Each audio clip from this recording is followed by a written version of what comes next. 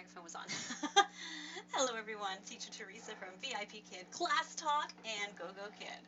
I wanted to talk to you today about the VIPKID storytelling series, the visual storyteller classes. I love these lessons. They are so wonderful.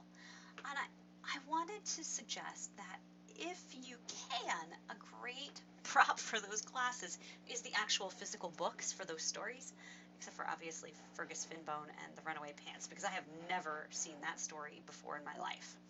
So, but for the ones like The Ugly Duckling and The Gingerbread Man, go and get those books if you don't already have them and bring them to class, because the students love to read along with you rather than just the flat screen. It really brings a new dynamic to the classroom.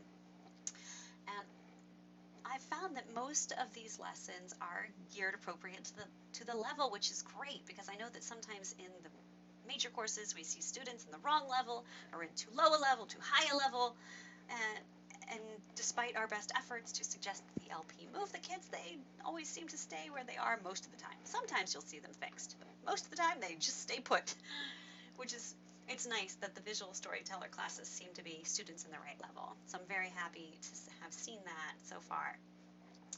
Now, I will say that by the time the students have read the story the third time, and you have asked all the questions that you could possibly think of that relate to this story, and you have asked them to tell you Chinese stories that are similar, and you've asked them to relate it to their own lives, and you're running out of things to ask about that story. What I've been doing is then bringing in books that are similar to that story and reading them with the kids. So like The Gingerbread Man, my son has a book called The Ninja Bread Man, and we read that book after we have finished all of the slides in that third class.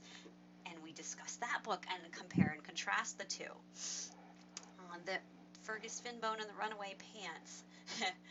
I have no books that are similar to that, but I do have Sesame Street books about Abby Cadabby and her magic going awry, and we can look at how magic can be helpful and how it can sometimes be hurtful, and then compare and contrast those things, which is nice.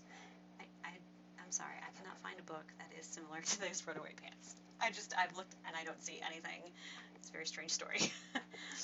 And same thing with The Ugly Duckling. You can look at books that are similar or different, and I love that literature is so easy to find things that you can bring into the classroom to share with your students, because there's nothing better than reading books together.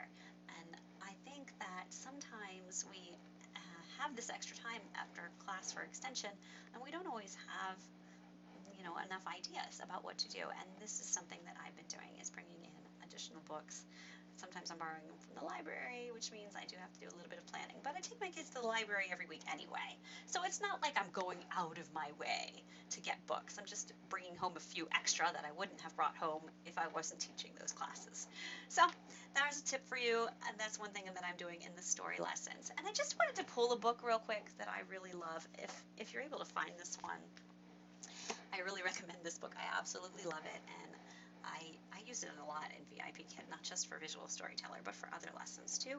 And we're talking about character flaws, and I'm trying to remember what visual storyteller lesson I was teaching, and I can't remember the name of it off the top of my head. So there is a story where one of the characters, we were reading the Rabbit and the Hare, and they were running, right?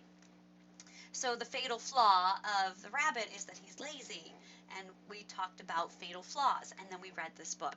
So poor Fran wants to grow a flower, but she can't because she keeps trying to feed it pizza and hamburgers and crazy things.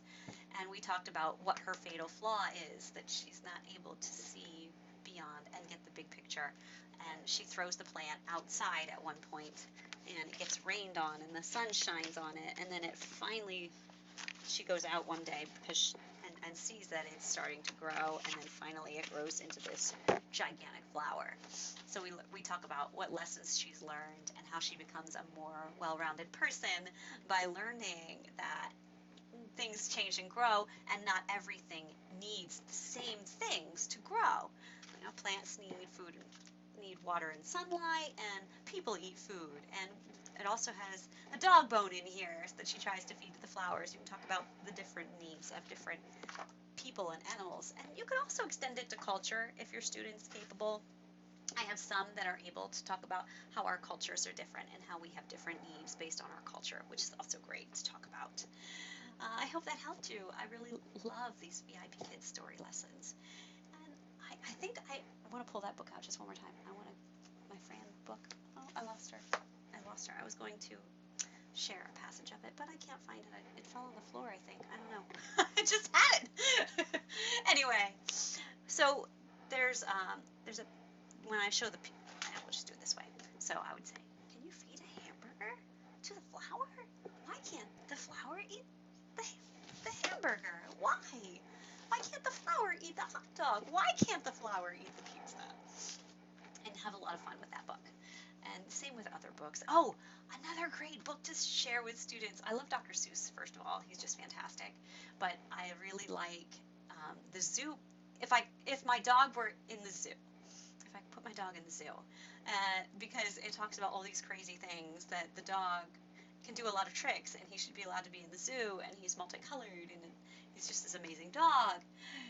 Oh, maybe it's if I could teach my dog a lot of new tricks. Yes, that's what it is. If I could teach my dog a lot of new tricks.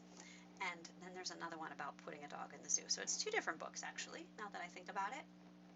I like these books because they make you think about what the world opens up as possibilities for you, and that the world is basically your oyster, and you can do or be anything that you want to be. And I think those are really great messages to share with students. So I hope this helps, and go get yourself some books. See you. Bye.